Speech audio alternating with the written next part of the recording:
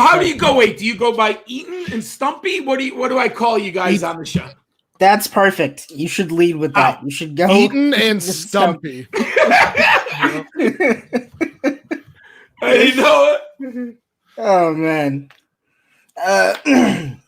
It's Eric. Let me know when you're ready. Yeah, I'm ready. Sorry. We're live. We are live. Yep. What's going on, ladies and gentlemen? Welcome to the shop. Welcome to the show. Welcome to the Dynasty Diagnostic podcast. My name is Eitan Mosier. His name is Sam Stompy Lane. And we are 1 day away from Christmas. I mean, it's Christmas to me. I don't know what it means to you. This is better than December 25th for me. I'm just waiting for the draft. And for that, we had to get a dude that gets to the bottom of it. Known as the Gridiron Scholar himself, this man is absolutely everywhere. He's been everywhere on your airwaves. You can read his work everywhere. Mr. John Laub, what's going on? Hey, man, thank you for having me on. I'm so excited for the next 3 days. While obviously kickoff day one, everyone's looking forward to it. But if you're a fantasy fan, if you're an NFL fan, you've got to pay attention to rounds 3, 4, 5. There are players who are going to impact rosters. Be it, obviously, as fantasy fans, we want skill position players. But there are offensive linemen. There are defensive tackles. There are secondary pieces that are going to change franchises that you can actually get to turn your team into a playoff team. I love this time of the year. You know, I'm so old. I've been reflecting a lot. I get in an age where I'm now a reflective person. And my first draft was 1979. And I'll never forget it because Phil Simms was taken off the board from Morehead State. And even as a middle school kid, so this was way back, I was in 8th grade. That's how old I am in 1979. The tri-state area was shocked when Phil Simms from Morehead State went in the first round. And what really turned that Giants organization into a winner 2 years later when they took LT with the second pick in the draft behind George Rogers. But when they had Phil Simms, the franchise quarterback, 2 years later, they added LT, the greatest linebacker in my lifetime. And I understand Ray Lewis is great. It's just you're nitpicking at this level when you're talking about the two greatest. But, man, when you have Phil Simms and LT in 2 or 3 years in the NFL draft, you've hit a goddamn grand slam. And the Giants won 2 Super Bowls in the next 9 years. So you can win it all in this. The foundation of your team is going to occur, hopefully, in these next 3 days. Or they're going to die. Your team's going to die. Yes, or you're the Jets. I mean, let's be real. So, I mean, yeah, as a Broncos fan, and I want to get this how you view this from like a scouting standpoint, because obviously John Elway has not had the best time on the offensive side of the ball. It looks maybe he turned things around a little bit. We'll see what happens this year. But I just want to know what you think of some of the picks that John Elway's made and the likes of Brock Osweiler and Paxton Lynch. We know that, I mean, 2020 hindsight, they were not great picks. Even like guys like Garrett Bowles, it's just like it doesn't look good on paper when you talk about the offensive side of the ball for John Elway. So when it comes to actual scouting and how you view things, how do you think he's done probably over his tenure? So let me say this. He got lucky because he signed Peyton Manning. Yep. That has saved everything with the franchise. I would give him, so from a quarterback standpoint, this is still one of the greatest ironies, right? Elway's in the top 5 quarterback conversation of all time. Now, maybe I have him much higher than some people, but he's in that conversation. He can't scout quarterbacks. Like, you can't make this stuff up. Like, it's like a bad novel. Like, how can he not find a quarterback? He got Michael lucky. Jordan corollary. yeah. But he's actually been Cortland Sutton, Phillip Lindsay, Noah Fant. You know, he's been decent. I will give him a C on the rest of the offense and a fat F at the quarterback position. It's been as bad as unless Drew Lock turns around. Let's see. I can't decide one way or the other. We have to see him develop. So incomplete right now on Drew Lock, but I think there's hope. Defense of the side of football, he's been good. Yeah. I mean, I remember in 2013 when they got smacked by the Seattle Seahawks, John Elway said, I want a defense that is similar to what I just got punched in the face with the Legion of Boom. I believe they drafted 3 secondary members, including Chris Harris, the next year. Actually, he undrafted. John Elway is the master of UDFAs. There you go. So, and within 2 years, he won a Super Bowl with defense. So and he got Wade Phillips. I mean, he found the right coach. So on the defensive side of the football, he's been good. I would give him about a B plus on the defensive side, a C if you take out the quarterback, because he hasn't got the offensive line yet, but he has found the skilled position players. Philip Lindsay's turned out to be, undrafted free agent. He has been good at certain things. He's not a perfect GM, but he is saved because of Peyton Manning. That's it. Peyton Manning saved. I mean, he wouldn't be where he is without Peyton Manning. Yeah, going back to UDFAs, I feel like the Broncos have always been saved by UDFAs. I mean, my best player for the longest time was Rod Smith, right? So, I was going to say, he's probably the greatest wide receiver UDFA ever in the history of NFL. I mean, the guy should be in the Hall. I don't know if he'll get there. People don't give that team with John Elway and Terrell Davis enough credit. Obviously, I'm biased. But, man, Rod Smith was the guy in that passing game. And I understand they had Shannon Sharp, but Rod Smith made it click deep. He was special. And I like McCaffrey, but it went around Rod Smith. I met Rod Smith once, so that's my claim to fame. I was well, so he helped open a 7-Eleven just down the street from where I grew up. So he did one of those like celebrity signings or whatever. You know what? I was just telling my son we were driving to get some food for the family, and he was asking me about Broncos because he's a Bronco fan. I said, I'm old enough to remember. I remember Rod Smith. He was undrafted free agent, and he didn't play his rookie year.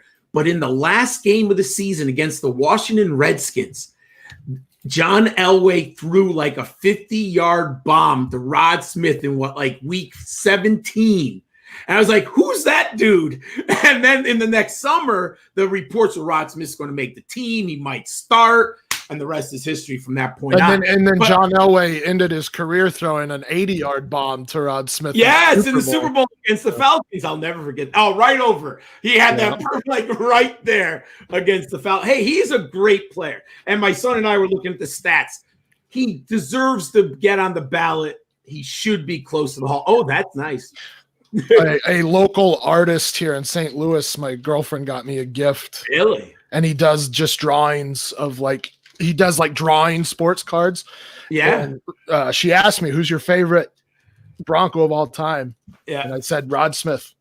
Rod Smith.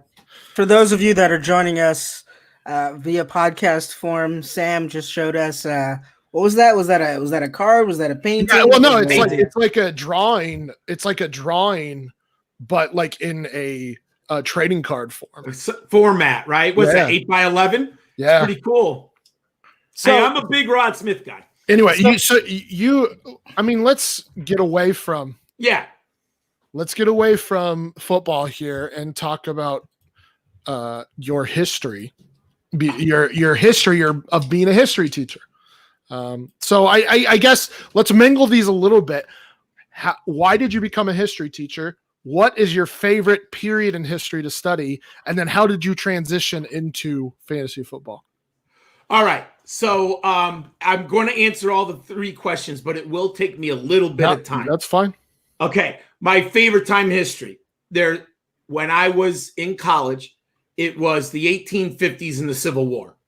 But as an adult, what happens is you, as an historian, you learn different time periods and you get bored. So you spread out. I love the Gilded Age now. There's nothing that I like teaching better than American history from 1817 to 1910.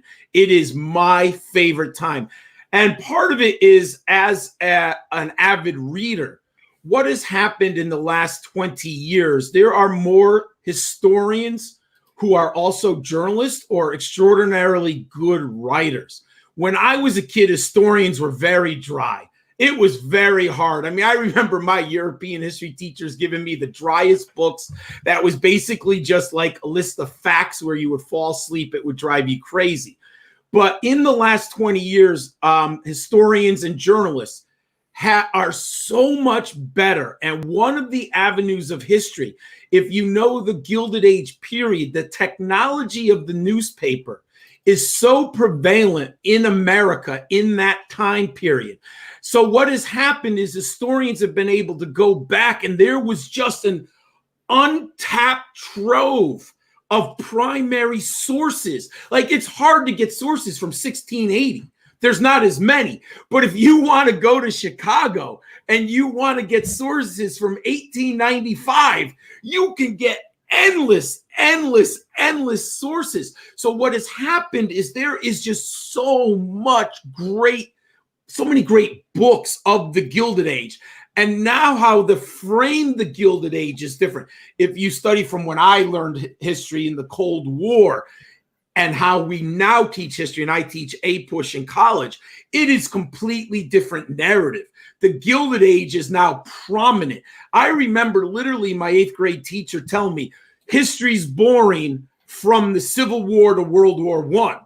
And like, you were kind of like, Reconstruction, okay. And next, press hard, 3 copies. Robber Barons, press hard, 3 copies. World War I. I mean, literally, like we did from 1865, 1865 to 1912 was literally done in like 2 weeks. And then we would spend a whole month and a half on the trench warfare. And now I'm fascinated. I can't read enough documents of the Gilded Age. I can't read enough books of that age. And part of it was historians started to find the really good information. So that's what I like now. So what happened was, this is going to sound really strange. As an undergrad, I went to college in the Reagan era. Mm-hmm. And my dad was a business, Connecticut, conservative Yankee. You go to college to get a job. And what do you do in the Reagan era? You go get a job in corporate America. So what happened was, okay, that's what I do. I went to a business school and I got a degree in finance. Believe it or not, I have a bachelor's in finance. What happened was by senior year, I'm like, holy crap, I hate this major. Like, what am I going to do? So my favorite professor, Dr. Detzer, I said, Dr. Detzer, I'm just not into finance, but I'm 4 years into this stupid program. What do I do? He's like, well, what do you like? I said, I really do like your history class. I love reading the books. He actually gave excellent books. So I liked reading good books. And he said, well, you only need 18 credits for a minor. Why don't you go back, get a minor in history, then you can get your master's. So I was lucky enough, and my parents were able to support me, and college was so much cheaper in the 80s. It's a state school was dirt cheap. So I was able to get my master's. The problem was what do you do with the master's in history? I said, I don't want to go back to teach because you had to get a teacher certification. So by this time, I just said, you know what? I'm going to get a job. What I knew was newspaper. In college, I was the sports editor for the local newspaper. I covered the football team for 3 years. I traveled with the football team, went on road games with the football, but they're Western Connecticut. No one cares about Western Connecticut Division III football team, but I loved it, right? I was able to write for the newspaper, do all this stuff. So what happened was I said, I need a job. So I got a job in publishing. That's what happened. I got a job in publishing. I was doing design work. I was an art director, production manager, doing all kinds of stuff. But I wasn't happy. I said, I don't want to be 50 years old sitting in front of a computer 12 hours a day doing design. And I finally said, you know what? I just reached a point where I was unhappy. And I said, I have to go back and get my certification in teaching. I just cannot continue to do what I'm doing. I'm miserable. Like, I really had hit the point in my life where I was miserable. I was 30 years old. What was I? Probably 7 years into, publishing. And I'm like, I can't do this. So I said, how do I get into teaching? And that took about 2 years because I had bought a condo. I was on my own. I actually was dating someone, but then we had broken up, right? So like, how do you, at 31 years old with a condo, how do you go back to school to become a teacher? And it took me about a year now after that point to finally say, I've got to do it. I don't care how I'm going to do it. I don't care how I'm going to survive. I just got to do it. Somehow I did it. Went back to school 2 years full time in my early 30s to become certified as a teacher. And I did get lucky because I had a master's in history. I just needed the certification in education in order to teach. And I like being in front of young adults and challenging them intellectually, giving them primary sources. You know, really what education, to me, I got lucky. My dad always taught free will and critical thinking. And my dad said, I never care what you read. I don't care what you think. If you back up your opinion with facts, if whatever you read, like he bought me every book I ever wanted. He never even asked me what the title of the book was. If you want it, like we would go shopping maybe once a month at a local bookstore. And he'd go get whatever you want. He always was like, and he never even asked me what the book was. Just, if you want a book and you're going to read it, all he said was, read the book. If I buy you the book, read the book. I'm like, sure, Dad. That's basically all he's asking of me. And to tell you the truth, I bought basically comic books or sports biographies, mostly sports biographies. That's what I read. So then I finally ended up back in teaching. Now, what happened, I got lucky in grad school. In 1993, there was in USA Today, there was a game called Sports Challenge. And it was a fantasy football game. And it was $68. And it was a salary cap game. It's kind of like DFS now, but it wasn't. It was different. Does that make sense? So it was by a phone and a fax machine. And every week you had a $10 million salary cap, and every player had a corresponding salary to it. You had only 4 trades a week for an 8-man lineup. So you had to kind of be strategic. Like you were always looking for guys who could play for 2 weeks, right? Like, oh, is this a good 2-week matchup? Like you couldn't look because you could only trade 4 players, and then there was always a chance someone would get hurt, right? So you had to kind of be strategic with your trades. Make a long story short, out of 14,996 people, guess who won? I did. I got $10,000 in 1993 with a paper and a pen. That's all I had. There was no advanced stats. There was no DVOA. There was no Football Outsiders. It was sitting in my apartment with a pen, a pad, a calculator. No, I had no computer, nothing. And you would have to call in. And sometimes you'd be on hold for half an hour to put your lineup in. And then I would get the results by fax. So then pretty soon after that, I met Emil Kadlec at footballdiehards.com. And he was a great guy. And he gave me the opportunity to work for his website. Now, back then, I was just doing weekly rankings and sleepers. So I actually did that for Football Diehards for over 20 years. Every week I did my sleepers my rankings on Wednesday, and I updated them like Saturday morning or Saturday afternoon, backdoor, old school. And then finally I transitioned to more writing with the Football Diehards. But what happened is, so I couldn't go into fantasy football as much as I do now because I needed to get a career that I was happy about. So it was really like looking back, if I had done teaching earlier, I probably could have jumped into the fantasy football industry earlier. But, and it wasn't as big. I have to be honest. Like, this is what has happened in the fantasy football industry is beyond my dreams in 1995. Like, I was a weirdo. I remember like going out on dates and trying to tell women that I won a fantasy football league and I got money for it. Like, they literally looked like I was a Martian. Like, what is wrong with you? I'm like, what do you mean fantasy football? I mean, now my students know fantasy football. I mean, it's just a totally different world. And what I finally decided 7 years ago was to do my rookie profiles. I had obviously loved the NFL draft forever. I asked Emil Kadlec and Bob Harris, said, hey, are you guys interested in hosting my rookie profiles? And they said, of course we would. And I've been lucky enough to work with them. And this is my 7th year. And I do DFS. Obviously, I like fantasy football so much. I do DFS, my scholar sheet of knowledge every week.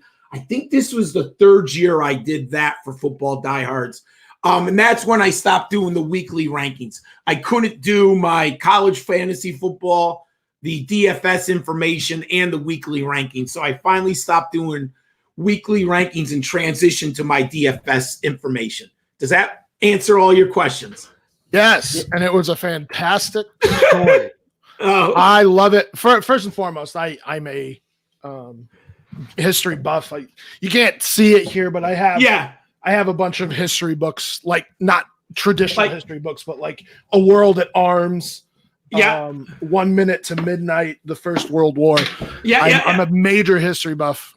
These are all history books that actually did not know that. We're all the same person. Hardcore history is my favorite podcast of all time. So excellent. And I've listened to the world. By the way, if you guys are looking for something other than sports, go listen to Hardcore History and listen to Blueprint for Armageddon. And it's a 5-part series. They're like 3 to 4 hours a piece, and it's all about World War I. And it's fantastic. But I've been into this YouTube channel called Flashpoint History that does just all kinds of stuff. The last thing that they were talking about was the plague, because I guess what's going on right now. 1918. Exactly. So they were talking about like the bubonic plague and how that spread throughout Europe and all the rest of that. I didn't know that. I mean, I already knew that I was a nerd. I just didn't know how deep the nerddom went, but it looks like I'm in good company right here. So I guess that was the perfect. I wish I had. So the book, I have it in paperback. If you ever want to read a great book, read it is A Great Influenza. It is, and I had it, and now I don't know where it is, but it is one. I think my screen froze. It did. It's a perfect shot, though. It's a one. That is a terrible looking shot. Here's my beautiful body. Hey, so I have to ask you. You one question though before we move on. Sure. 5 point. Let's merge the two. History. Let's talk about the history of fantasy football. Is there some trend or some major thing that you've seen just completely change in the last however many years that you've been doing this, from then to maybe the last 5 years or so? So I would say there's, let's say, 3 stages. One, I grew up in fantasy football where it was paper and pen. This will be my 32nd year playing fantasy football. My first year was 1989, and I was the commissioner for about 7 years. It still exists. I still have 6 of the original 10 owners. We were all in college together. And so I saw the rise of the software. In about by 94 or 95, you could buy fantasy football software where it was on the discs. I don't know how young or old you guys are, but they were like floppy discs, and you would throw the floppy disk in the computer, and you could actually download stats on the old modems where you got. So that was the first thing was, oh my God, I don't have to do stats by paper and pen anymore. That was like revolutionary. And then I would say, then it was the internet, obviously, all of a sudden, like by about 2000, 2001, CBS Sportsline, ESPN, you could just get leagues online. I'm like, what do you mean? I can play with people who I don't even know? Like, that was like mind blowing. Like, I was only used to playing fantasy football with my, 12 best friends in the local area. And then another league I did with.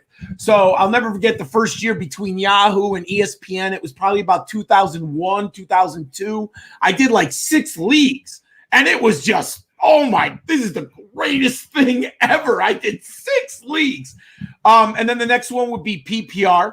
I mean, it was beyond my imagination. Anything. No one heard of PPR 15, 20 years ago, and I remember, I'm trying to think, probably about 2010, 2011 was the first time I heard of PPR. And that really did change a lot for me. Like, I had to go back and like relearn and assess value of players, right? Like Duke Johnson in a regular standard league had no value. I mean, like, you wouldn't even care, and then it was DFS. So I guess there's been 4 large over the 32 years where really the paradigm largely shifted because of technological and because of just more people, smart people getting into the industry and doing things. So I think that has changed a ton. I love it. All right, man. That was a great rabbit hole to go down. I'm glad that we actually took the time to do that. Let's get into what's actually happening tomorrow. Obviously, it's the draft. Our 5-point inspection this week is going to be surrounding the draft because, it has to. And I say this week, this is probably coming out tomorrow. So let's talk about this. There has been a lot that's been said about Tua Tagovailoa being the third quarterback off the board after both Joe Burrow and Justin Herbert. Now, my issue with that is the reason that NFL teams and NFL GMs are making this decision is because they feel like the safety that's provided in Justin Herbert's health outweighs the difference in accuracy and in pocket poise and in all the other things that quarterbacks need to do to be successful. So they're thinking to me that the safe pick is probably the more unsafe of the two, at least in my opinion. How do you feel about that?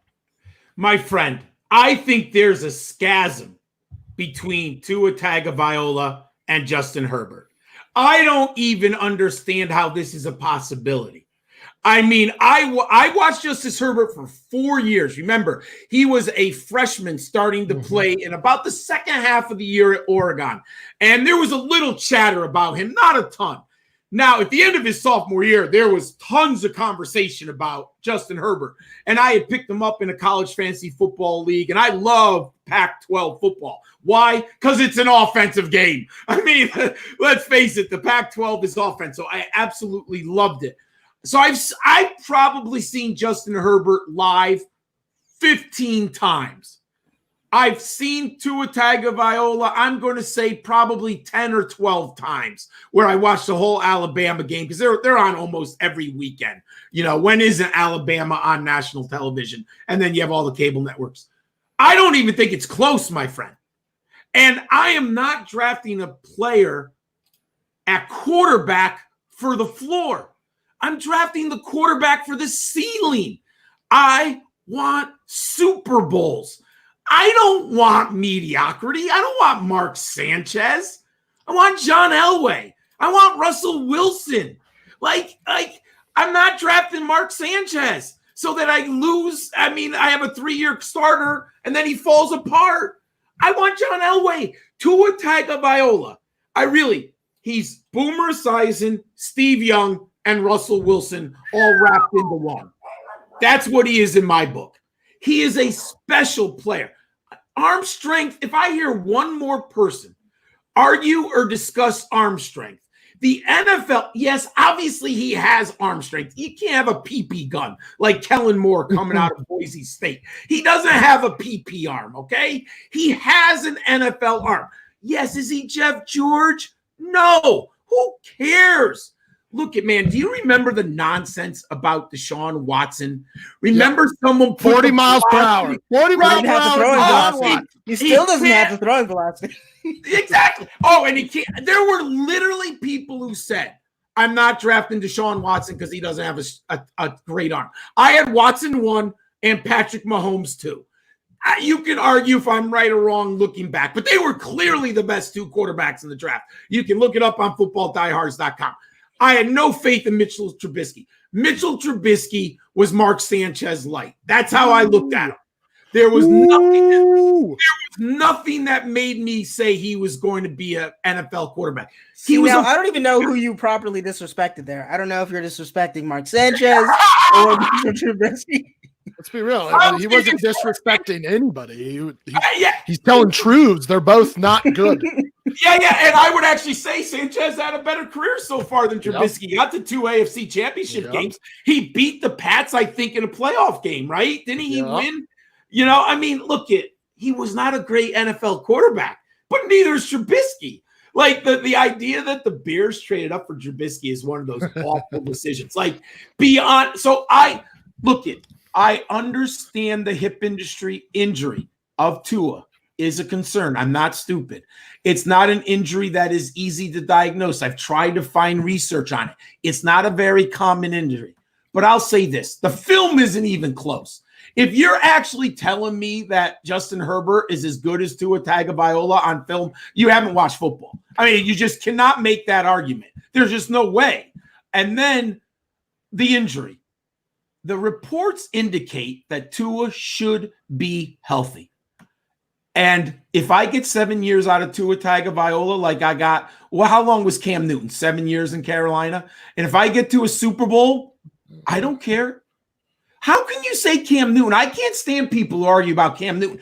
They were 1-15, the Panthers. Mm-hmm. Do you remember how shitty of an organization the Panthers were before they got Cam Newton and Luke Kuechly? Please. Remember, yeah, we're Broncos fans. We know about John Fox, okay? Oh, yes. But, I mean, so you think about it. If you're telling me right now the Miami Dolphins can have an MVP quarterback and a Super Bowl in the next 7 years, you're not taking that? Are you on crack? Get off the pipe. Sorry for my 1980s reference. Like, you've got to get off. I mean, that's absurd. It's just completely ridiculous. Well, and here's the thing for Miami, for me, is they're just coming off of Ryan Tannehill. Why would you get another guy whose ceiling probably is close to what Ryan Tannehill. I mean, mind you, Tannehill dealt with Gase, and we saw Tannehill break. He's the greatest quarterback of all time, of course, as well. But you're still talking about a mobile quarterback who isn't the best when it comes to anything except for health. And Tannehill, maybe that's scaring them, as Tannehill was unhealthy, and they want somebody who's healthy. But when you're wallowing in not even mediocrity, when you're wallowing in poorness, I don't even know if that's the right phrase, but when you're so bad for so long, yes. And why wouldn't you swing for the fences with those type of picks? I do think that the real question here, though, is that, I mean, there's a lot to take away from Justin Herbert's game. For me, the main thing that shows up is inconsistency. I mean, he can be an absolute world beater on one play, and then just that's make Ryan you wonder Tannehill. whether or not it. For me, it's Josh Allen. For me, I think that's very. Well, I very think he's a better similar to passer than Josh Allen. Exactly. It's Ryan Tannehill. They're getting a second Ryan Tannehill. He might be better than Ryan Tannehill, but this kind of reminds me of like Alex Smith going the first overall pick in, what was that, 2000? 3 or 4. That's 3, I believe. Aaron Rodgers, right? Yeah, and Aaron Rodgers dropped to 23. Yeah. Like, I don't on film. It was Rodgers the entire way. Rodgers had the better arm. Better everything. Everything. And that's what we're seeing here, is that Tua's dropping because of the hip injury and these imaginary wrist injuries, which somebody's brought up from the depths of nowhere from like 2018 that are not a concern. But the fact remains is he was the QB1 before that injury. He was the QB1. And there are people calling Joe Burrow one of the best prospects we've seen in the last 10 years. Tua was better than him. Yeah, there'd be no discussion without the injury. How are you not taking a swing there? I don't understand it. I completely agree. Look, I'm so in the Tua boat. I could argue, and I think I would have had Tua number 1 if he wasn't injured. Oh, yeah. You wouldn't have been alone.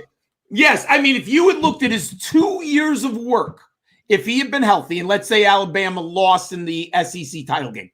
Well, they did. But if he had gotten the 2 years of work in, I would have said he was better than Joe Burrow, because his 2 years of work is superior when he was healthy. In my mind, there's no question about it. And this idea, Burrow was surrounded by as many extraordinary tools as Tua was. They both were loaded. Jamar Chase is probably the best wide receiver in college football next year. Now, if they have a quarterback at LSU who get him the football, that's a different story. But Jamar Chase and Justin Jefferson are as good as Henry Ruggs and Jerry Jeudy. I mean, and LSU was loaded. Burrow benefited just as much from Tua. There really isn't any difference as far as like the team. The only difference is he got hurt. That's it. That's it. Yeah. I would swing for Tua. And that's the thing is, like, why do you think that Justin Herbert is the pick to take you where you want to go in year 3, year 4, year 5 of this rebuild? Yeah, it's being risk averse. It's being risk averse to a fault. Yes. It's taking the lesser player because you're afraid, rather than thinking about how that lesser player might actually play out horribly for your franchise as well. Like, there's no safety in that either. Yeah, I would say, I know, Stumpy, you were a Lamar Jackson guy too. So was I. I won 3 leagues with Lamar Jackson as my quarterback, and I own him in 2 dynasty teams. I was drafting Lamar Jackson in the 3rd round in 2 dynasty leagues coming out of Louisville. Why? It was a goddamn home run if I hit it. It wasn't even a question. Like, the value and the thing is, when Ozzie Newsome does something, how stupid can you be not to pay attention? Right. That's the other thing that I didn't understand. Ozzie Newsome is arguably the best GM of the last 20 years in football. No one got better talent. Bill Belichick doesn't draft as well as Ozzie Newsome. Bill Belichick is a better coach than Harbaugh, and he had Tom Brady. But I'm telling you right now, the Ravens, from a draft perspective, you tell me a GM who has had a better run than Ozzie Newsome. And if Ozzie Newsome said that Lamar Jackson was worth the pick, who am I to argue? Like, it was absurd what people were saying. Not to admit, and I won't. And I liked him on film, so that's like, come on. Well, and with the thing with Ozzie Newsome making that pick, and we won't spend too much time on Lamar Jackson here because I don't want my ego to get too big. But impossible. When you have a guy, when Ozzie Newsome picks Lamar Jackson, who couldn't be more opposite of Joe Flacco, you have to know he is going to build that team around Lamar Jackson. And that's the thing is, like, but I mean, let's look at what Lamar Jackson does well. He runs, and that's where this is going. And I mean, Herbert's mobile, but is he really a threat to run all that much? You know what Herbert does? Well, he's better with this. I will give him this. Herbert is more athletic than people give him credit for. There's no question about it for me. But he's not Lamar Jackson, Josh Allen. But he is athletic. He can run. But here's the thing. It is risk averse. That's the number one thing. I agree with you, my good friend. Number 2, it's easy to measure 6'6", 230 pounds with the big arm. Yeah. That's what it is. That's what it is. He fits what the preconceived notion of a quarterback is. I see now why we don't like him, because he's Brock Osweiler and Paxton Lynch. Yes, I mean that's passer. But that's what That's what Paxton Lynch was. And I saw Paxton Lynch live as a freshman or sophomore. I think it was a sophomore against UConn. And it was late in the season. Memphis came to West Hartford. And I was like, oh my God, look at that kid. But like, that's the easy analysis. Like, when he stepped on the field, you were like, Paxton Lynch is giant. Look at this kid. And I remember looking in the book. Oh, he's a sophomore. I think he was sophomore. I'm like, wow. I said to my friend Steve, oh my God, he's 6'6". Like, this guy's ridiculous. But that's all he was. Yeah. But that's an easy analysis. And it's risk averse. Yeah. Oh, I drafted the size. I drafted the arm. Quarterback is so much more than that. And now we're on this level, or this thought with Lamar Jackson and these rookies. I mean, because where I'm at with Jalen Hurts is I think he can love him.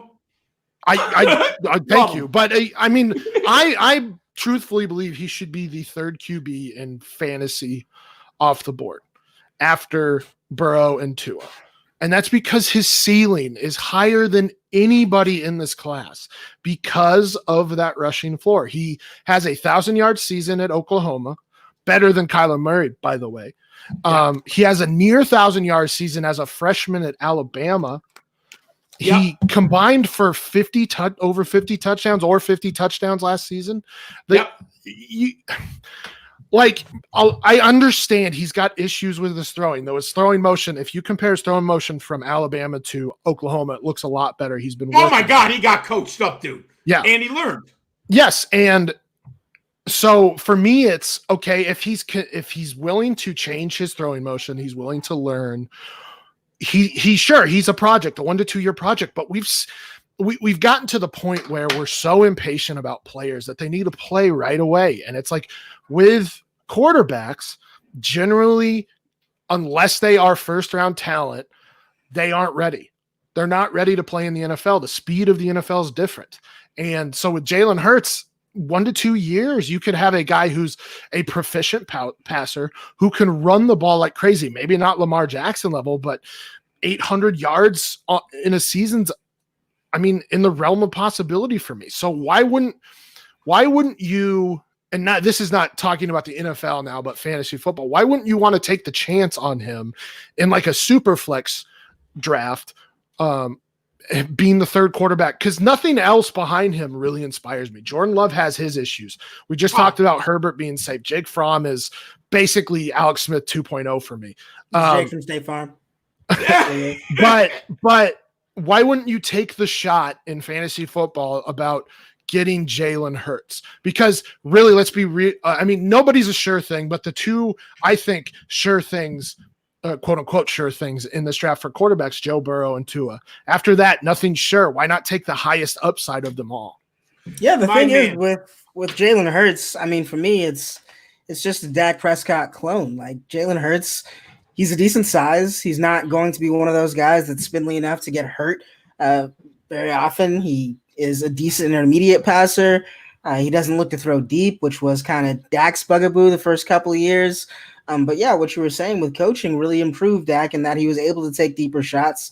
Once they put some talent around him in Amari Cooper that actually won some separation pretty frequently, then he was able to kind of be that see it, throw it quarterback that Jalen Hurts is as well. So I think it just is a matter of landing in the right situation. But the thing that scares me with Jalen Hurts, and maybe you can speak to this, John Laub, is Dak Prescott is only Dak Prescott because of the nature of Tony Romo's injury, because of when it happened and the time in the development of the team that it happened. It might take a special scenario for Jalen Hurts to start as well. So I guess the question is, do you think that a team is going to do for Jalen Hurts what a team did for Lamar Jackson in Baltimore? So I've got so many thoughts. So I will say this. I would love Jalen Hurts to end up in Indianapolis. It would be absolutely perfect. A good offensive line, a solid running game, great coach in Frank Wright, could be patient with the young man and sit behind Phillip Rivers. To me, that's the ideal. Or I have a feeling if Belichick does not get Tua, and I think there's a chance that they're going to trade up to get Tua. If he can't, I think he trades back up into the first round to get Jalen Hurts with Kansas City and or the 49ers draft picks on the back end at 31-32. There is no way Belichick, he sees the game. I know what Stumpy says, and this is how I see the game. It's a new paradigm. I do not want immobile quarterbacks. I'm done with them. I grew up in the age of Dan Fouts. I grew up in the age of Terry Bradshaw. Hold on, you watch yourself here. Eric Coriolis, what changed the game, man? Yes, Eric Coryell, right? Yeah. Oh, I know, but those guys could not run, and I love Dan Marino better than any other person other than John Elway. Like I love Dan Marino, and I've loved Peyton Manning and Phillip Rivers, but let's be honest. I am never drafting a stiff again in the pocket. I need athletic quarterbacks. The defenders are too fast. The defensive linemen are too big. The game is too fast. I have to have a quarterback who can make plays outside the structure of the play call, who can throw off platform and keep their eyes down the field and get a first down running. And I think the problem is we need thinking that is different. The paradigm for the NFL for 75 years, get yourself a franchise quarterback for 15 years. That's never going to happen again. The new paradigm is Cam Newton. Or Russell Wilson. I'm going to try to get a quarterback for 7 to 10 years. There's not going to be a Phillip Rivers and an Eli Manning. Cam Newton's not making it to 15 years in the NFL. Maybe Russell Wilson has the Kenny Stabler, Steve Young. But even then, eventually those hits are going to take their toll. And he's good. Russell Wilson's very good at avoiding the big hits, so I give him credit. But eventually, that style. So if you embrace the new paradigm, I want athletic quarterbacks, and I'm no longer thinking about 15 years. No one's going to get Ben Roethlisberger, Phillip Rivers, and Eli Manning. Get off of the 15 years. Your general manager is not going to be there in 15 years. That's absurd to think like that anymore. I want a guy who can win 5 years. Now, you said the best thing that I'm going to do. 2 years ago, I already told you, I drafted Lamar Jackson as much as I humanly possibly can. Last year, I drafted Kyler Murray. I have 2 teams with Lamar Jackson and Kyler Murray. And I'm going to tell you right now, if Jalen Hurts is sitting there at 2-11, you know what I'm going to do, my man? I'm going to triple down, goddammit, because I'm not giving anyone the freaking upside. I am going to have Lamar Jackson, Kyler Murray, and Jalen Hurts on my team. Now, so does that answer? That's how. There's no. Yeah, I mean, you and I are on the same page. There are people, and it's a very real. I mean, fear is that he is not startable to the NFL, to GMs in the NFL, to coaches in the NFL because of his throwing, which I'm going to disagree with vehemently because if Josh Allen can be a starter in the NFL, Jalen Hurts can be a starter in the NFL. Oh, there's no question. Josh Allen is more inaccurate than Jalen Hurts. Yeah. I want. This is the biggest myth that I've ever heard. A myth formed around Jalen Hurts when he was 19 at Alabama as a freshman, that the kid isn't accurate and can't throw. That narrative is BS now. Look at the numbers. I don't care about subjective. Everyone who says and he can throw poor passes. I'm not blind. I've seen poor passes. But you know what the numbers say? Over a 4-year career, 56 starts at Alabama and Oklahoma, the kid has completed 65% of his passes. 65. How inaccurate are you? I don't care. Inaccuracy is subjective. Maybe he throws a pass that looks bad. Have you ever seen Josh Allen's bad passes, my friends? Yep. They're really bad. Really bad. Beyond bad. Okay, so I don't even want to hear that anymore. I also don't want to hear this. They said the same thing about Dak Prescott. You know what happened when I did my analysis? He was my 4th-ranked quarterback. I was the only guy I knew in the country who had him in the top 5. And you can listen to podcasts. People thought I was on crack when I was talking about Dak Prescott. I liked him so much. Now, I'll admit also, he ended up in the idyllic situation. There's no question. Great offensive line, good organization. It worked out perfect, beyond anything I could have seen. But I knew the talent. Everyone said Dak Prescott can't throw. Dak Prescott's inaccuracy. You know what? I looked at his completion percentage, 63.8. How can you be inaccurate when the numbers, and he played a long time? It's not like it's a small window. No. I don't care about this subjectivity of inaccuracy. What do the numbers tell me? And here's what makes Hurts so interesting. You know what his yards per attempt are? You want to take a guess? I think this last year it was something like 12. He has a 9.1 over his career. You know what is a good benchmark in my book? 8. The kid throws the long ball. He's completing 65% of his passes down the field. It's just a narrative that I don't know where it came from. Now, is he perfect? No, that's why I have a 2nd-round grade.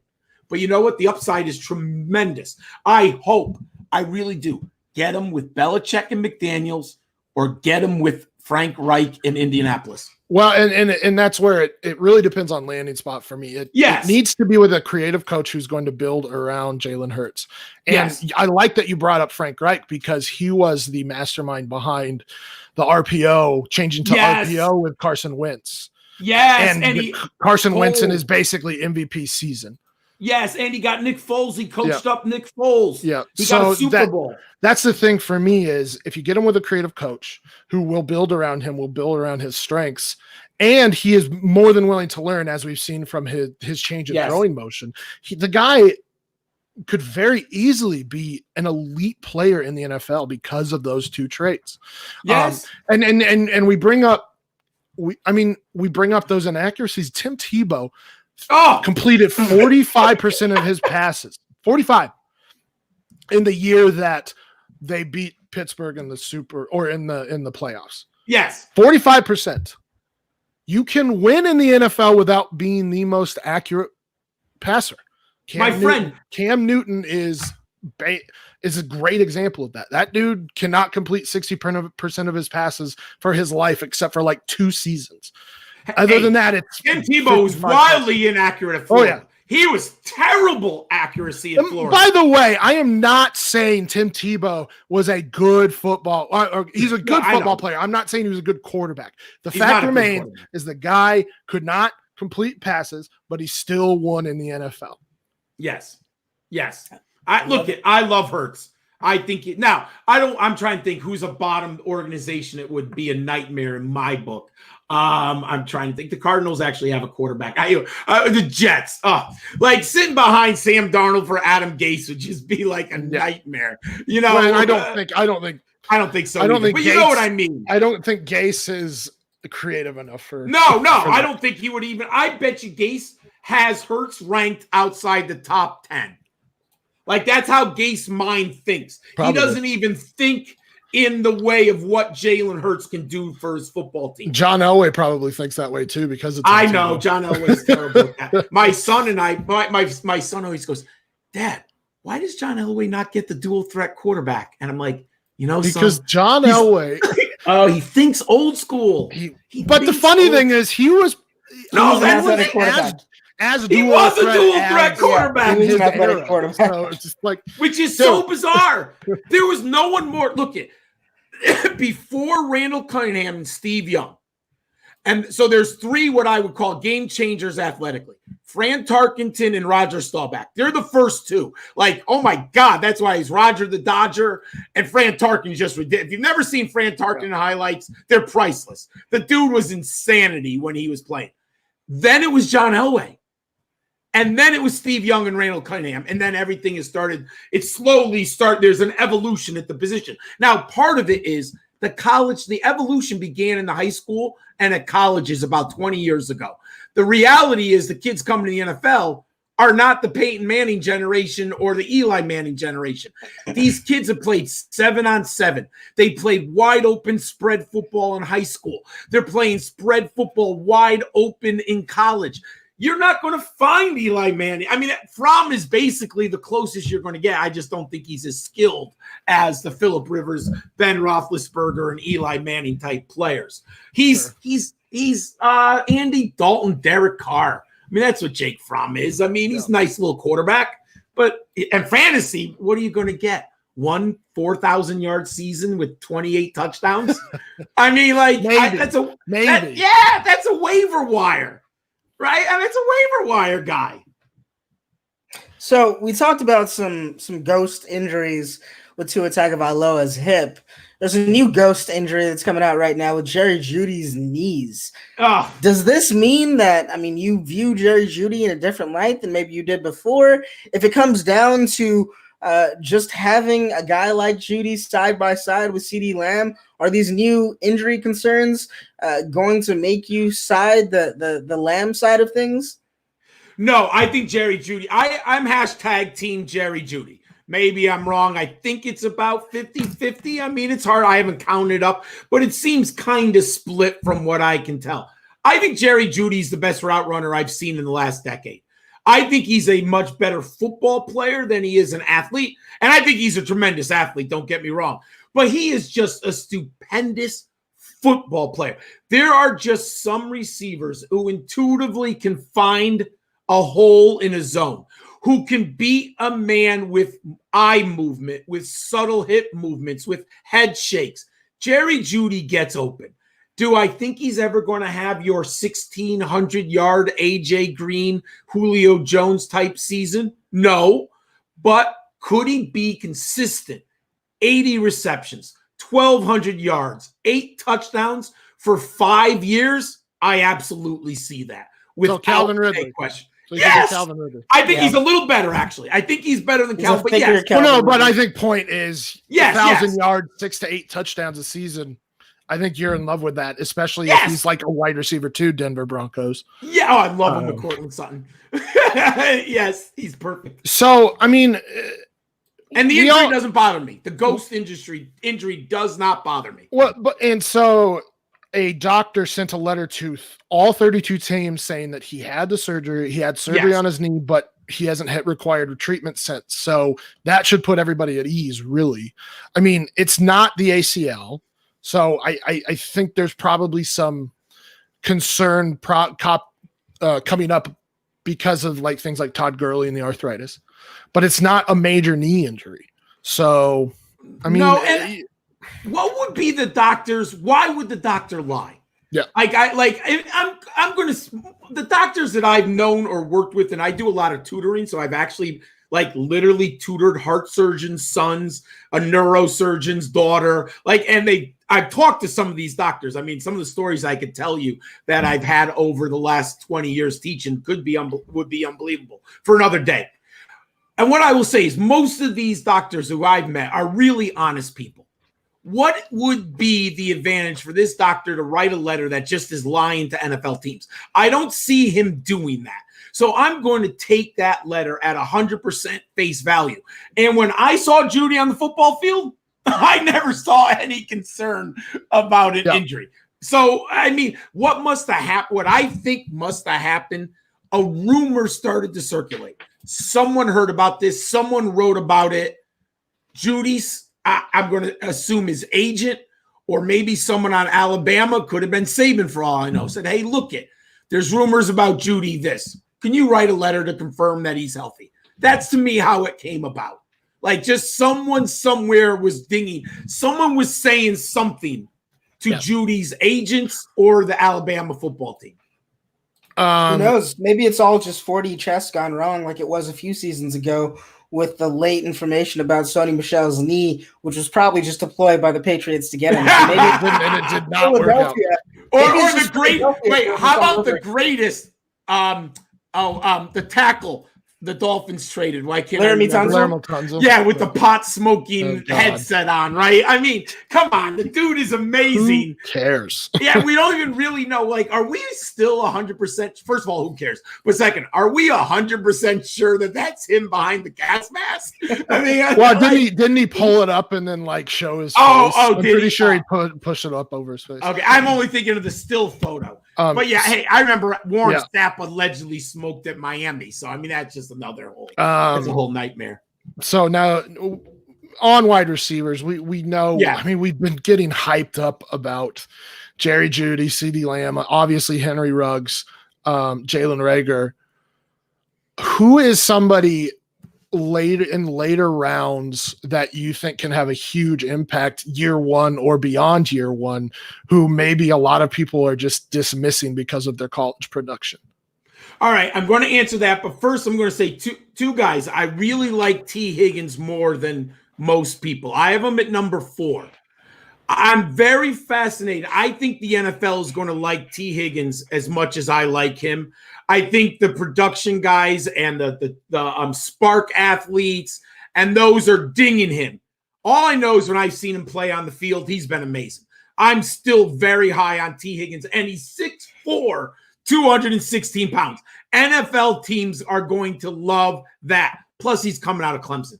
2, love Denzel Mims. He's my number 5.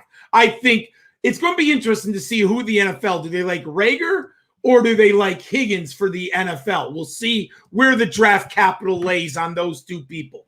But in the second round, I'm a big Michael Pittman Jr. guy. I really, really do like Michael Pittman. They say he's a late bloomer, and there is some truth to that, but I put it into context. At USC, in the locker room, during his career, Juju Smith-Schuster, Deontay Burnett, Tyler Vaughns, and Amon-Ra St. Brown were all in that locker room.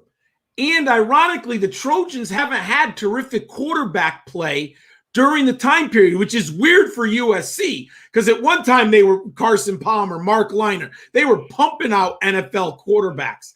but they haven't been great.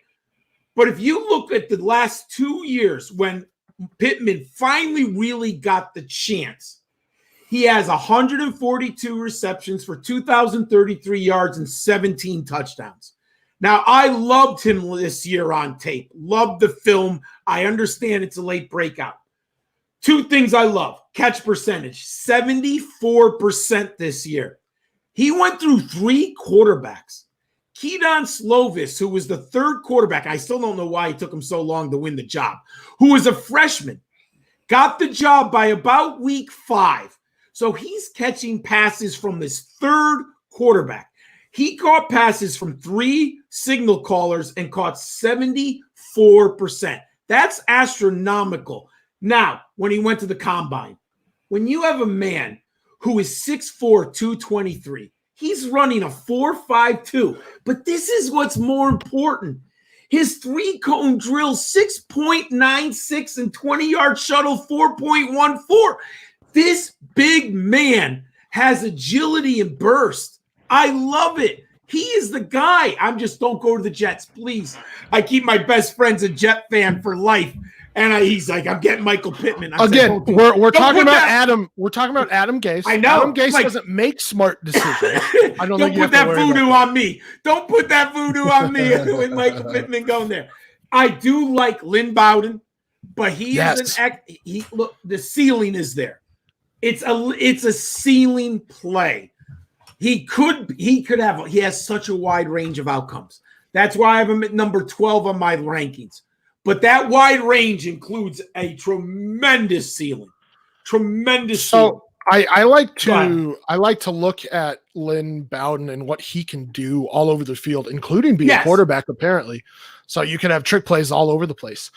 And look at what Mike McCarthy has in his history with Randall Cobb. And I think he could be a Randall Cobb type of player for them. They have the 2 outside receivers in Cooper and Gallup, who Jordy and Adams.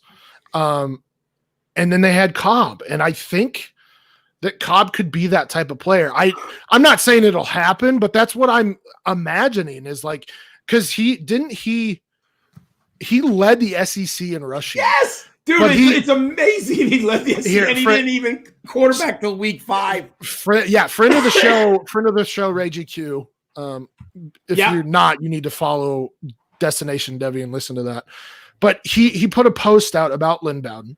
He had 13 carries for 99 yards in the first 5 weeks, and then ended up leading the SEC in rushing with 172 carries and over 1,300 yards.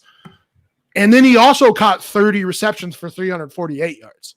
So I don't know what he is the thing. But if he's a Swiss Army knife a la Tyreek Hill, not as fast as Tyreek Hill, not as good as Tyreek Hill. He's a poor man's Tyreek Hill. Somebody like Randall Cobb, who's known, who played out of the backfield a lot in Green Bay. I mean, you're obviously not taking him in the first and maybe not even the second of rookie drafts, but if he's there in the third, I'm taking a shot because he could be a special, unique player. Yeah, I have a 3rd round grade in the NFL. I think a savvy organization will look at Lynn Bowden and say, look at what I can do with this young man. I mean, the athletic traits and football skills are off the charts. You just don't become a Wildcat quarterback 5th week of the season and lead the SEC in rushing from Kentucky. I mean, it's really one of the great stories that no one talks about. I won a lot of money with him in DFS because he was still a wide receiver for a long time in DFS and college fantasy football. Man, it is really a tremendous story. Again, I think in a perfect scenario, he's a guy who gets 65 catches a year for about 900 yards and 6 to 7 touchdowns. I'll take that with maybe 150 yards rushing. Like, I think he really has that type of outcome on his resume in the future. Like, that's a very feasible thing. Now, the NFL is going to tell us what they think of him.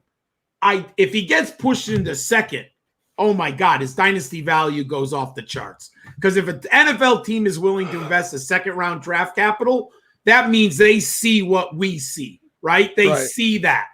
If he's a third-round pick, then I would tend to agree with you. The upside pick here on athletic ability is absolutely worth it.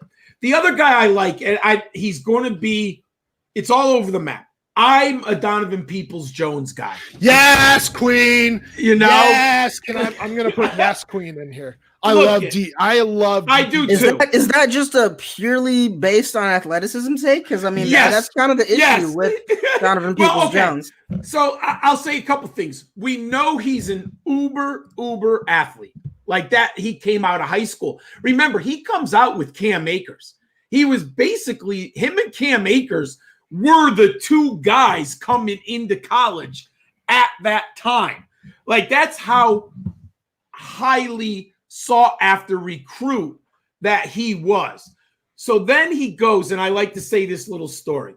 He had a Neanderthal quarterback with a Cro-Magnon coach in the Ice Age. Wow. That was the offense the Wolf. Look at Jim Harbaugh is running a fullback dive on 3rd and 2 against Ohio State. And on 4th and 1, he's running the fullback dive to the same hole. You cannot have a worse offense than Michigan had.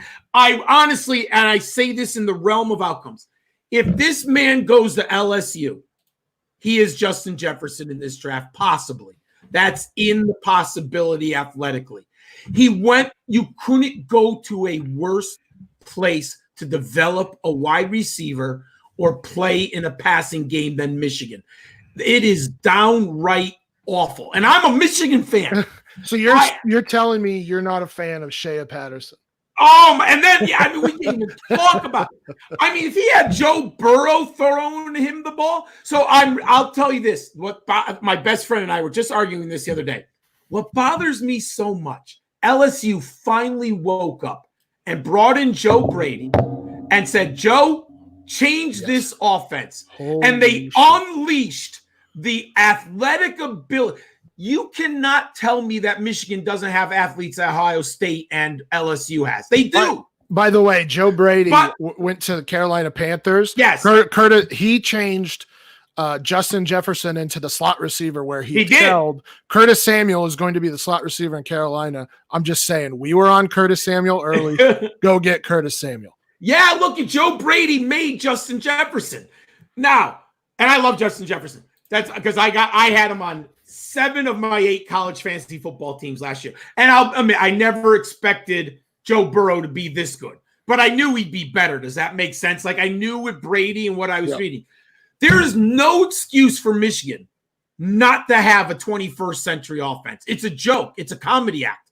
If they unleash their athletes, if Urban Meyer had gone to Michigan 10 years ago instead of Ohio State, Michigan is Ohio State. Because Urban Meyer would have gotten those athletes to go to the Wolverines. There is no excuse for Michigan. They got Donovan Peoples-Jones and they wasted him athletically. Never developed him as a wide receiver. Look at, man, that vertical jump, that broad jump, 6'2", 212 pounds, in the worst offense you could possibly play in at a 4.48 40. And here's the thing. He can play special teams for you day one. Day one. He can kick and punt return. And he can be your 4th receiver. You can set up screens. You can keep it simple his first year in the league. Donovan, you have 2 routes, A and B. Every play we're going to tell you, you are running the A route or the B route. Don't read the safety. Don't look at the corner. We don't care if it's man or zone. You run the A or the B route. The quarterback will find you if the coverage dictates. Like he has, and the upside is there. I hope he gets coaching so badly. Right. So, and I guess for me, Donovan Peoples-Jones is similar to guys like Cortland Sutton, who are extremely athletic. Cortland Sutton obviously had a better offense, better quarterback around him, but they're rare blends of size and speed, and he's got great ball skills. He's got great control of his body. He can jump up and get the ball. Yeah. I mean, you're probably talking about or like a day 3 pick here. You can get I have him a with third round grade. I have a third round grade on him. Right, but I mean, so in the NFL, where do you think? Yeah, that's where I think he's. Now we'll look at if he goes the 5th round, I'm out. That means the NFL doesn't think highly of him. You're right, but I don't think he will. But if he goes in the 3rd round, then my analysis and I looked at I analyzed him the right way. Okay. Now, is he a perfect receiver? No, of course not. That's why he's 13th on my rankings. But I do love the upside. Yep. Speaking of upside, KJ Hamler, is he discount Brandon Cooks? So no, he's not. I think he's at best. Well, it depends if you think Santana Moss or Brandon Cooks is better. Brandon Cooks has had better seasons, but Moss had a pretty darn good career when you think about it, if you look at the totality of his career. Now, remember, coming out of Miami, Santana Moss was a 1st-round pick. He was supposed to be special. He started off in Washington, then he goes to the Jets. He finally goes, I think he goes back to Washington. He has like a revival late in his career. Very happy with Santana Moss. I don't think KJ Hamler, I'm just not banking on a guy at 182 pounds after he drank a gallon of water. I think he's a slot receiver, Cole Beasley on the low end, Santana Moss on the high end. That's how I think that's the realm of his outcomes. He'll never be an X, and I don't think he can be a Z. I think he's a slot or a 4th receiver at the end of it with extremely high upside potential in the right scheme. One guy that I'm very interested in, I think he got a lot of hype early, Brandon Ayuk. I like Ayuk. His yards per reception, where I believe might have been near the top in CFB last season. Yeah. And he just seems he's not a speed guy, but he's a burst guy. So he's a guy that gets off the line quick.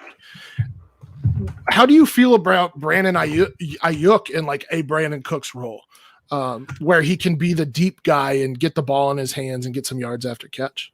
So I have Brandon Ayuk number 8 in my rankings, and I have a 2nd round grade. Now, I know guys like Daniel Jeremiah are much more bullish. I mean, he has him, I think, in his top 30 last I looked. That was about a week ago.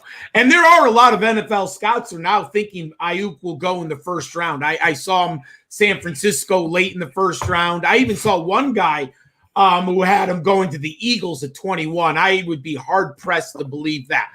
I do like Ayuk, but I have a 2nd round grade, obviously going to the JUCO. But, if you count his numbers at the JUCO were ridiculously off the charts. I mean, now it's hard how do you balance JUCO production? It's not like he stepped on like Judy and, was pretty productive at a very early age. But he also played behind N'Keal Harry. Mm-hmm. And the reason why that's important, and whatever you think of N'Keal Harry, it doesn't matter to me. The important part is N'Keal Harry played the X in the Sun Devils offense. And the way the Sun Devils orchestrate their offense is they're going to pepper the X receiver with the targets. So Ayuk couldn't get fed in that system because that's not how the system works. Now, once N'Keal Harry goes in the 1st round, Ayuk goes into the X role, and boom, he all of a sudden becomes what he is last year. So sometimes when I think about breakout age and JUCO and all this stuff, I have to think about where did the player go? Mm-hmm. The Sun Devils are only going to pepper one guy. That's the offense. They never going to have 3 or, they're not the spread. They're not like Ohio State, who's going to have 3 receivers with over 45 catches. The Sun Devils offense peppers that one position.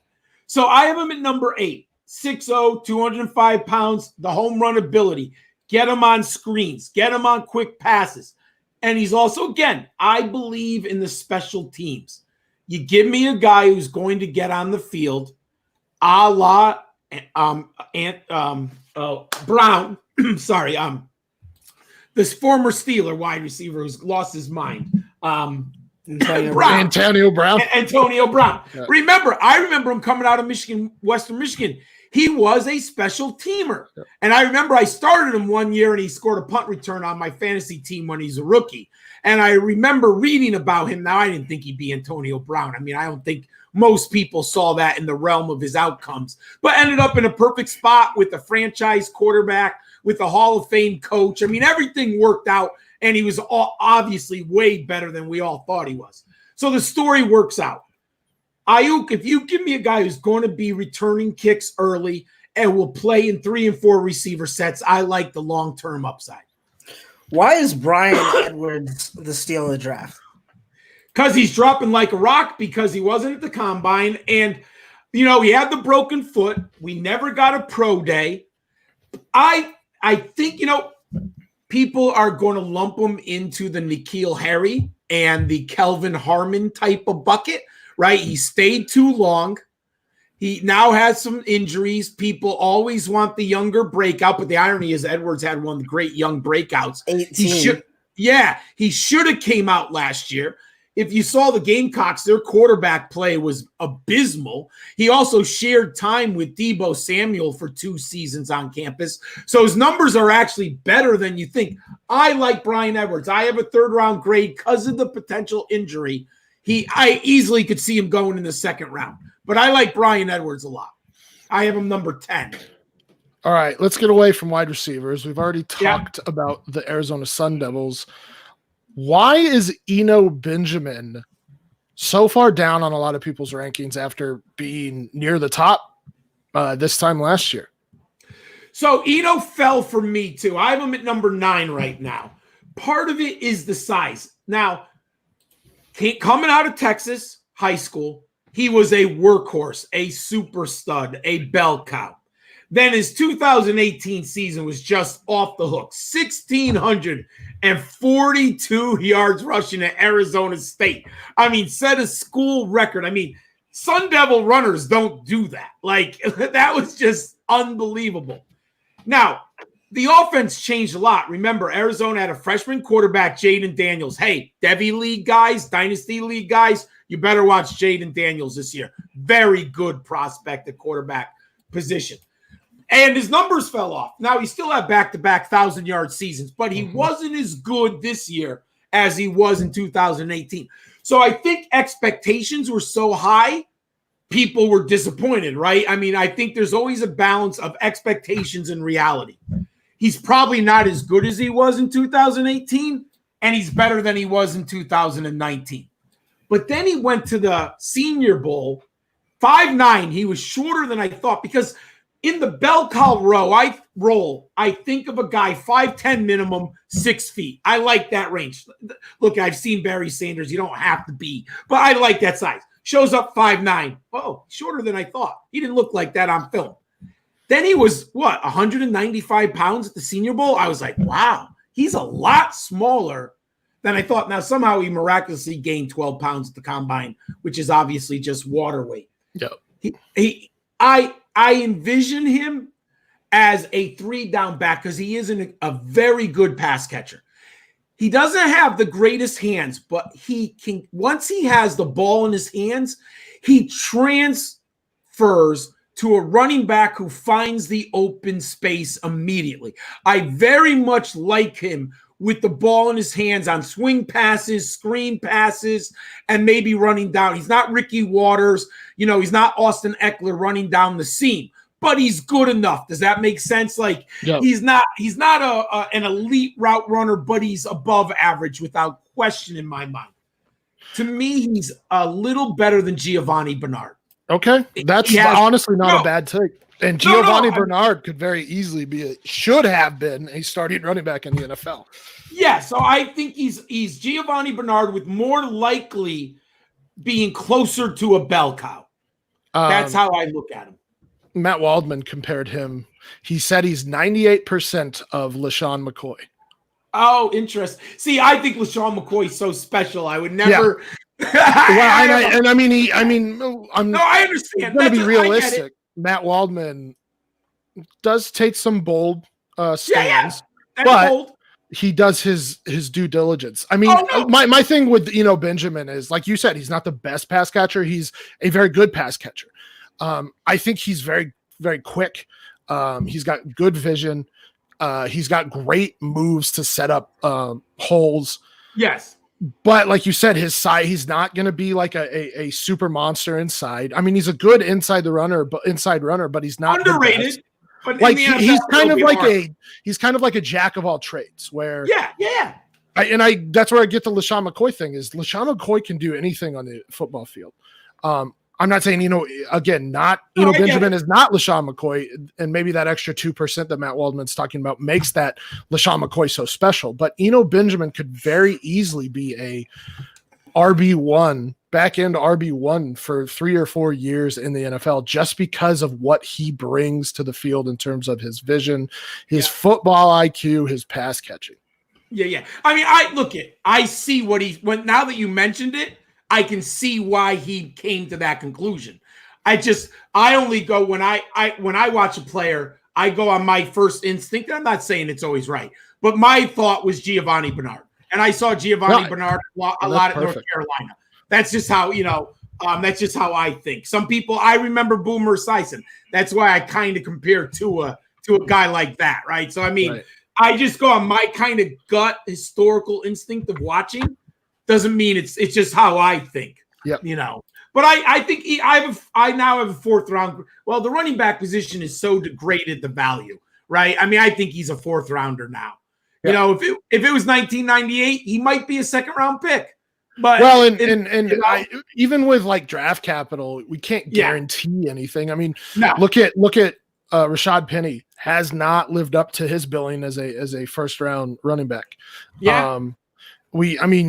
3rd, 4th round running backs can hit very easily in the NFL because teams don't want to pay running backs anymore, and they would rather have a guy on his rookie contract and then draft a guy behind him who can take over within a year or so. So hey, look, what if he went to the Arizona Cardinals in the 4th round?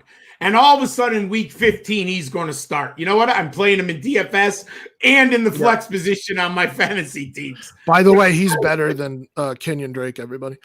Interesting. Wow. Chase Edmonds. He's a better prospect than Kenyon and Drake. Chase Edmonds. No, well, definitely better than Chase Edmonds. I 100% agree with that. Kenyon Drake was a good prospect. And he's been a better pro than I thought he would be.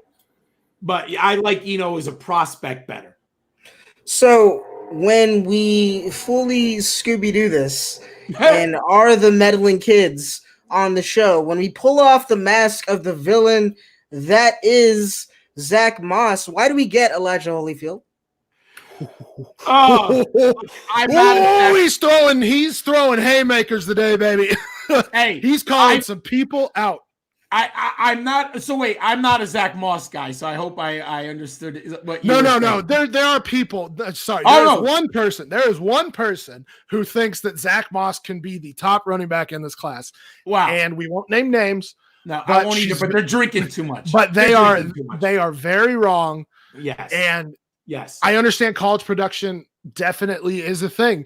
But there's also things like, oh, well, the NFL speed of the game's a lot faster. That's why David Montgomery's not a good running back in the NFL. He's a mediocre running back in the NFL. This is the bucket that I put Zach Moss in. David Cobb, Minnesota, and Samaje Perine of Oklahoma. Oh, I learned my lesson on productivity when athleticism does not match up. Hold on, you're saying Zach Moss is the landmine for this rookie draft? Yes, I am not. Now I will say if it's a 4th round of a dynasty draft and he's in Washington where there might be a path, but I've seen people take him in the 1st round of dynasty leagues. I really want to know what they're drinking. There is no way. I have him at number 11 in my rankings right now. That's how far he's tumbled for me. I can't ignore the lack of high-end athleticism at the running back position. And I've learned my lesson. I was in the Samaje Perine bucket. I was in the David Cobb bucket. I am out. I'm out. I'm not falling for it. I have a story about Perine. I actually got lucky.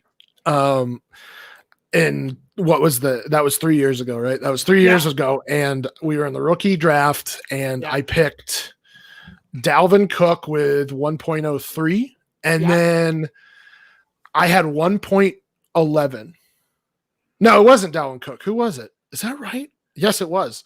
And then I had 111, and I think P. Ryan went right before my pick, and I got Alvin Kamara. Oh! So I feel pretty good about that.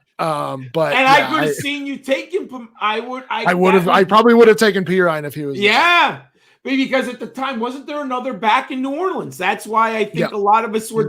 Who was the other back? God, who was Mark there? Ingram. Oh, Mark Ingram. That's right. And Pierre Thomas and all that. Yeah, and you looked and you said, "Oh, P. Ryan has a quicker route to starting opportunity, right?" Yep. Yes. So that. Adrian Peterson was there too. By the way, that's right. AP. You're right. And then he finally got himself 2 weeks, and he got himself traded.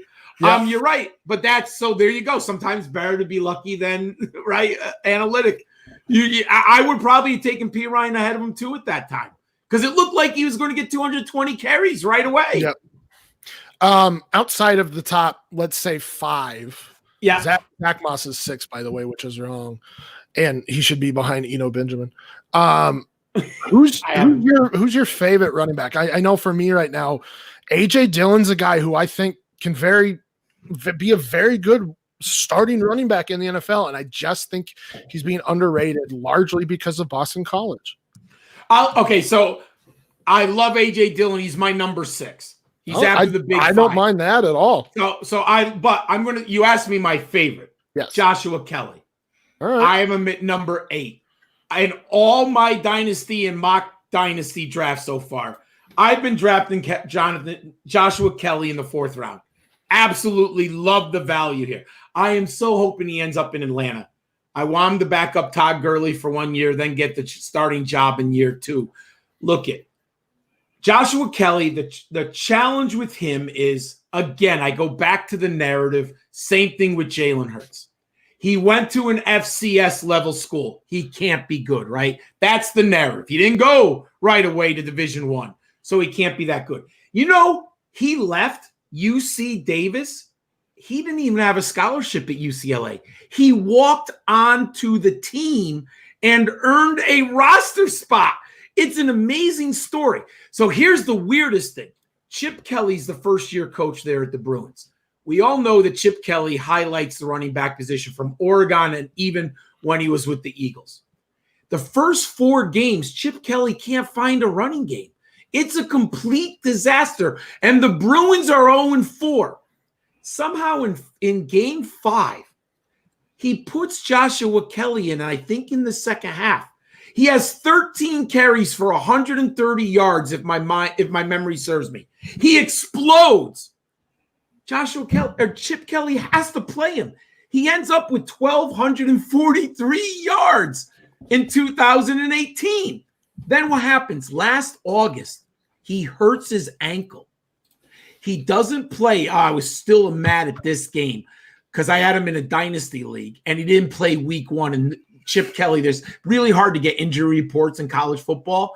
And he even suited up for the Bruins opening game, and they went to the sideline, and Joshua Kelly was warming it up, and I got the bagel. He didn't get 1 carry. It wasn't till about the 4th game of the year that Joshua Kelly was healthy, and he really kind of returned to himself. 5'10", 212 pounds. Chip Kelly's running backs are difficult to analyze on tape. He has that kind of wide stances in the offensive line. He likes to spread them out. He likes to get his athletes in space. It's a different running game. So it's a little bit challenging, and none of his running backs have really been extraordinarily good in the NFL. But part of it is he wasn't one of his recruits. Joshua Kelly is different than Chip Kelly's recruits. Most of Chip Kelly's recruits at the running back are speed demons who he gets into lanes and they explode down the field because he creates lanes. Joshua Kelly is a little bit more of a grinder. He's a grinder, but he got the same lanes. He just didn't get that 70-yard touchdown because he doesn't have that high-end speed. But he ended up running a 4.49. But here's the thing that's an NFL level. 6.95 in the 3-cone, 4.28 in the 20-yard shuttle. He made me go back to watch more film, and the reports were outstanding at the Senior Bowl. I have him as my eighth ranked running back. I like him. I think in the Dynasty League, the value is extraordinarily good right now.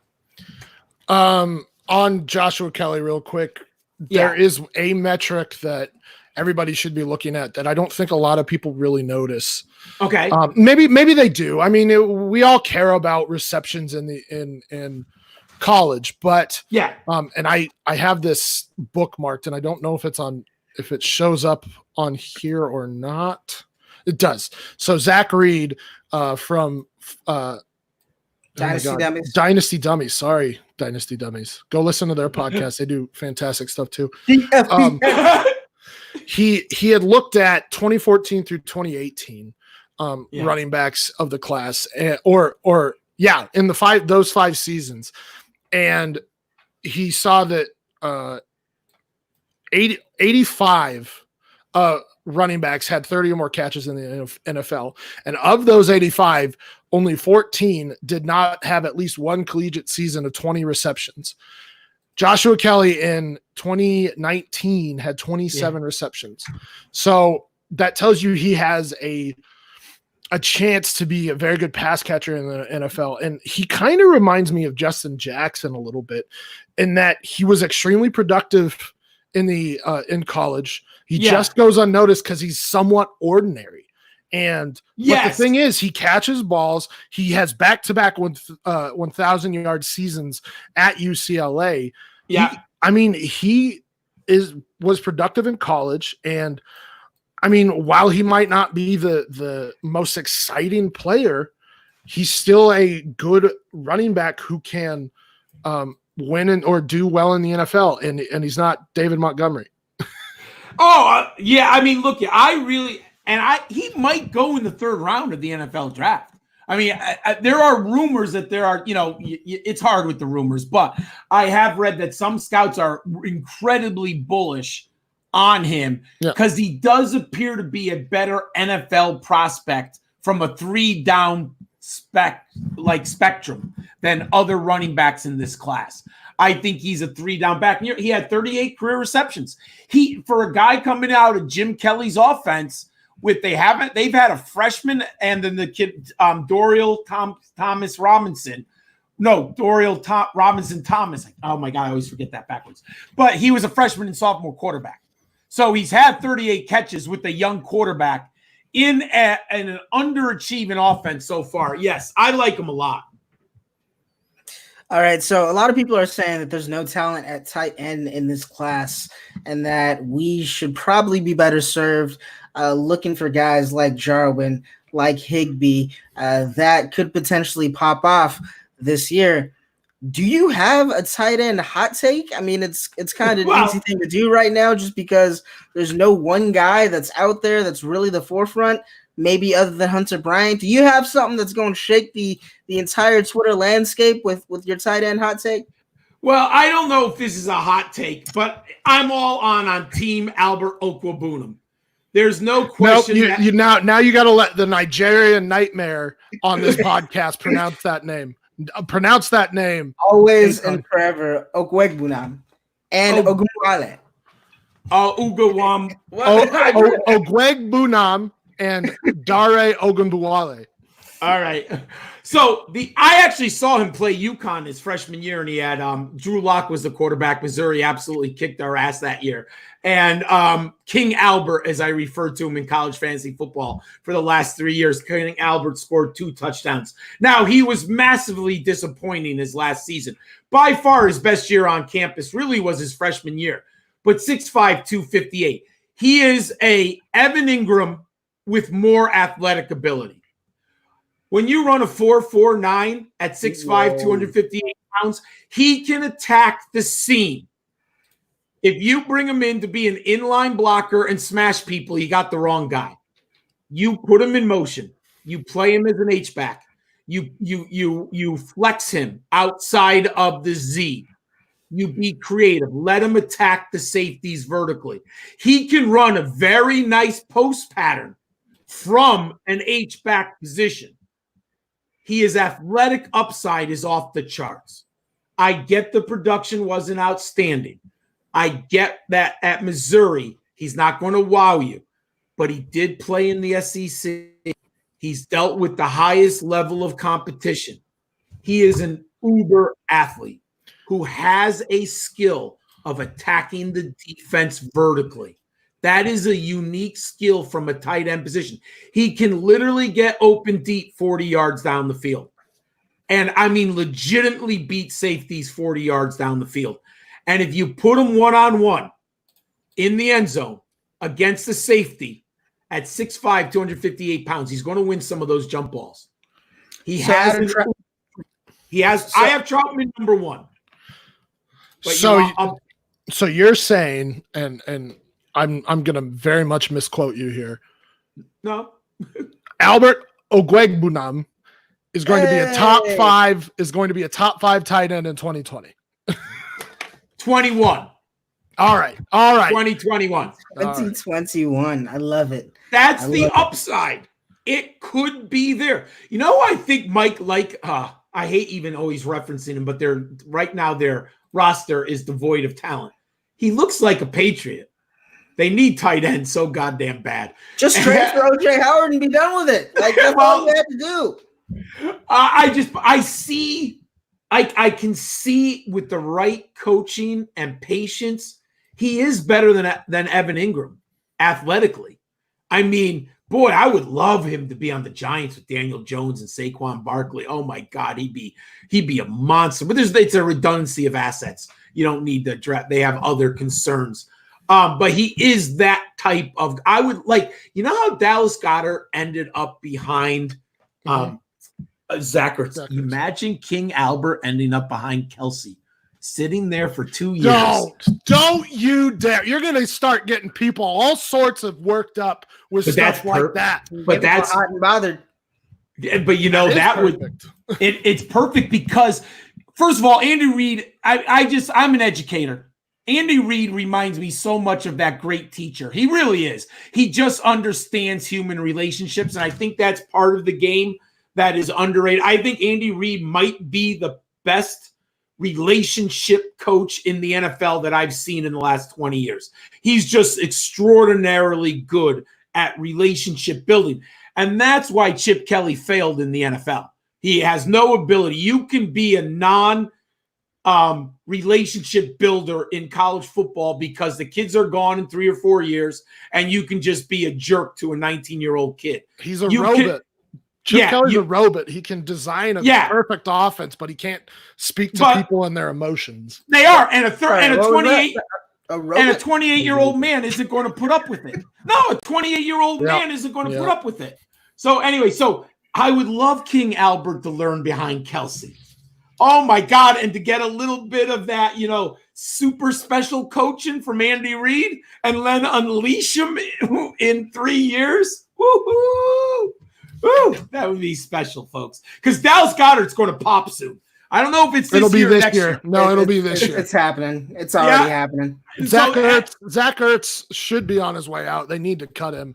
Even if they don't right now. Two tight end sets. He's going to be the second target getter, the second highest target getter on that team. He's far more athletic than Zach Ertz.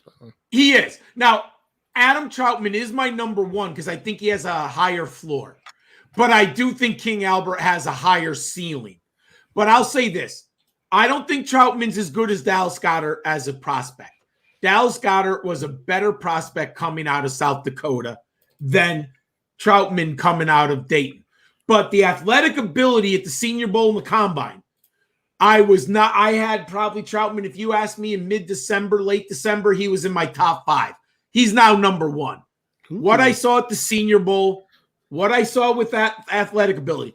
I'm not saying he's Mike Gesicki athletically, but he's in the bucket.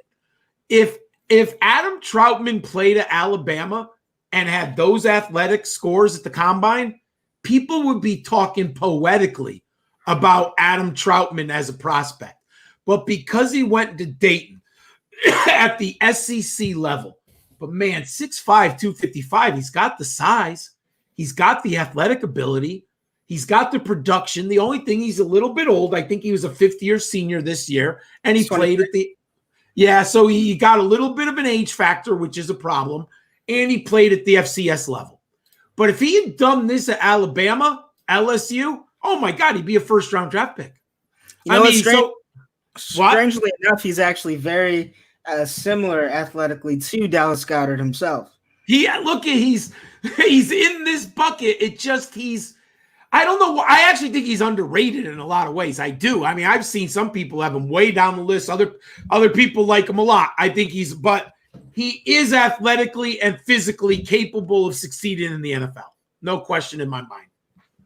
All right, and that is going to take us out. That is it for today. Thank you so much for tuning in to the Dynasty Diagnostic. We are so very excited for the draft that is going to be happening tomorrow. I'm sure you'll find both myself and Stompy on several streams. Be sure to watch those. John, I'm sure you'll actually be on Go for Two with me as well as a few other streams out there, I believe. So that's going to be a good time. Everybody that's listening to this podcast, man, it is draft time.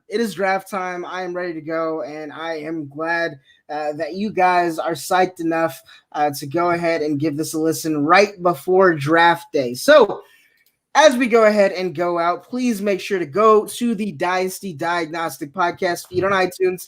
Give us a 5-star rating and review. Help us grow the podcast, attract more technicians, attract more listeners, grow this brand, baby. Please also go ahead and check out our Patreon, check out our store, nb.com, FF Pod Shirt store, owned and operated by Dynasty Outhouse, with 10% of every purchase going to Fantasy Cares.